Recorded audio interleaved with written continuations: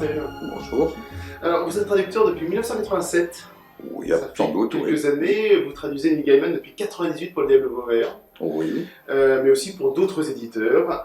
Comment est-ce que l'on s'installe dans les chaussures de Gaiman et comment est-ce que l'on respecte son texte original?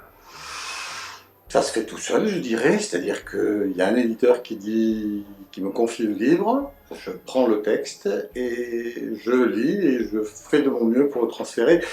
Il n'y a pas de... Il n'y a pas de magie, il n'y a pas de... On prend un texte, on le lit et on regarde comment on peut le mettre en français de manière à le préserver autant que possible, à le rendre, à essayer de donner au lecteur français la même expérience que s'il le lisait en anglais. Est-ce qu'il y a un peu de Patrick Marcel dans l'océan au bout du chemin? Comment le traducteur s'inclut-il dans un texte d'un auteur qu'il traduit? Parce que j'imagine que deux traducteurs ne vont pas traduire exactement de la même manière. Non, la traduction, en fait, ce sont des choix. Donc, effectivement, tout le monde ne fera pas forcément les mêmes choix, parce que tout le monde ne parle pas pareil.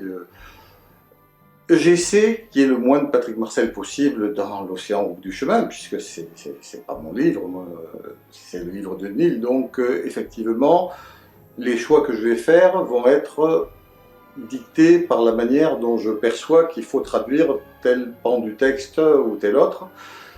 Mais essentiellement, la façon dont je perçois les choses, c'est moi aussi. Donc, c'est un peu flou, c'est un mélange.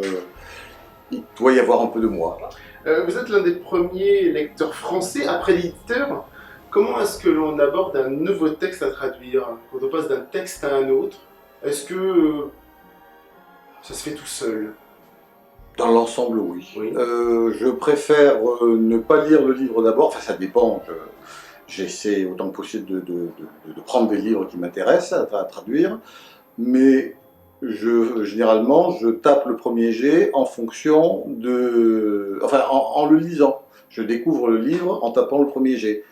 Parce que comme ça, par intérêt, j'ai envie de tourner les pages plus vite, donc ça aide le premier jet à aller un peu plus vite.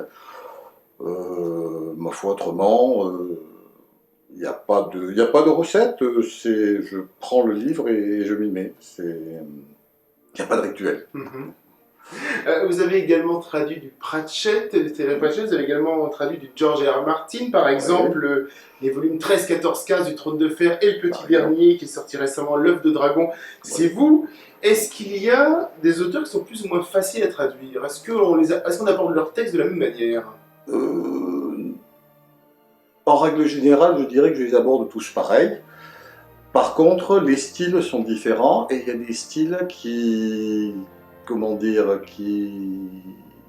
se transfèrent plus facilement au français que d'autres. Il y en a qui ont des tournures qui sont spécifiquement anglaises, par exemple, et qu'il faut retranscrire, enfin qu'il faut changer pour les mettre en français parce qu'on ne peut pas traduire. Il y en a d'autres qui ont une structure qui se prête très aisément au passage de l'un à l'autre. Donc ça dépend aussi des sujets, ça dépend aussi... L'humour, j'aime beaucoup traduire l'humour, mais l'humour c'est assez vicieux. C'est compliqué l'humour, ce qui fait rire un anglais ne fait pas forcément rire un français, donc comment on traduit l'humour? Ça dépend là encore, c'est-à-dire que les jeux de mots, c'est souvent le plus difficile.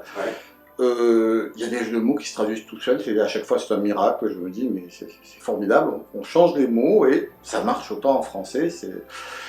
Et puis il y a des jeux de mots, il y a eu de mon présage un jeu de mots où j'ai été obligé de mettre une note de traducteur parce que j'ai cherché pendant des mois et je n'ai jamais pu trouver une traduction qui convenait. C'était un jeu de mots dans un contexte très serré, avec un objet, et j'ai vraiment pas pu trouver autre chose, aucun équivalent, donc j'avais pas d'autre choix. Et j'y pense encore, et presque 20 ans après, maintenant, je continue à y réfléchir, et je trouve toujours pas, donc je pense que c'est l'exemple... C'était la bonne solution pour faire la note de c'était la seule. C'est pas une bonne, parce que c'est jamais une bonne de mettre une note en bas de page quand elle n'existe pas, ça casse la lecture, ça sort le lecteur de... Mais en même temps, il n'y avait pas d'autre moyen de retranscrire, donc j'ai pas eu le choix, et je regrette, mais je devais. Alors là, on parlait de l'humour, mais les références qui sont typiquement anglo-saxonnes, Ça dépend, ça dépend.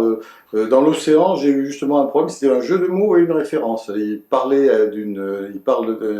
d'une émission de télé éducative qui avait un titre anglais qui était un jeu de mots. Et c'était embêtant là aussi de mettre une note en bas de page pour expliquer que c'était une émission anglaise, qu'elle s'appelait comme ça, que ça. Donc j'ai cherché un équivalent.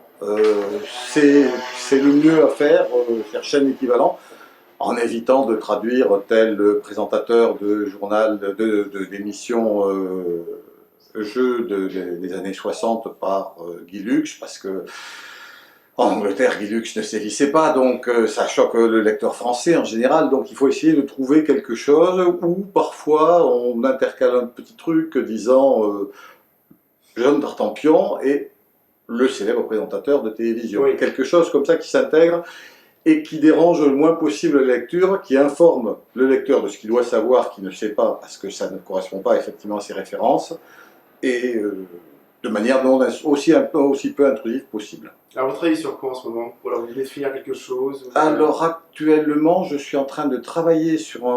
Alors qu'est-ce que j'ai fait? Je vais avoir le tome 6 de Sandman, la BD de Neil Gaiman. Ouais. On approche de la fin parce que c'est une intégrale en 7 volumes. Est-ce que c'est plus compliqué ou moins compliqué qu'un roman de traduire une bande dessinée? C'est plus compliqué pour une raison parfaitement sordide, c'est le ballon. Il faut garder autant que possible le même volume. Ah oui.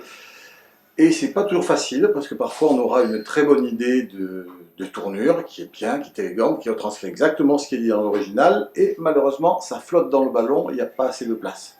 Il y a trop de place dans le ballon. Il y a le versant aussi, lorsque quelqu'un crie « now » en anglais dans un tout petit ballon, et qu'on s'aperçoit que la seule traduction possible, c'est « maintenant ». Alors là, on essaie de voir avec le lettreur français qui parfois fait des miracles si ça se présente bien.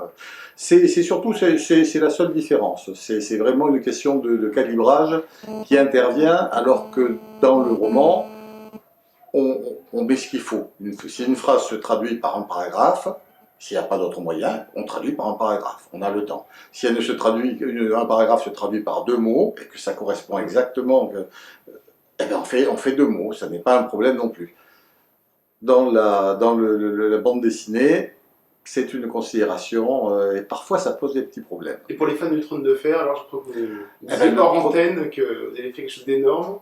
Oui, oh bah, ça doit être imminent. Il y a Game of Thrones, les origines de la légende. Je ne suis pas sûr du titre, mais c'est une histoire complète de Westeros, de ses origines jusqu'à juste avant le début de la série, ainsi que des pays à l'est, jusqu'au plus loin possible. Et ça m'a fait traduire 800 pages en 2 mois, ce qui était quand même un petit... Mais je suis assez content. Je pense que ça s'est bien passé.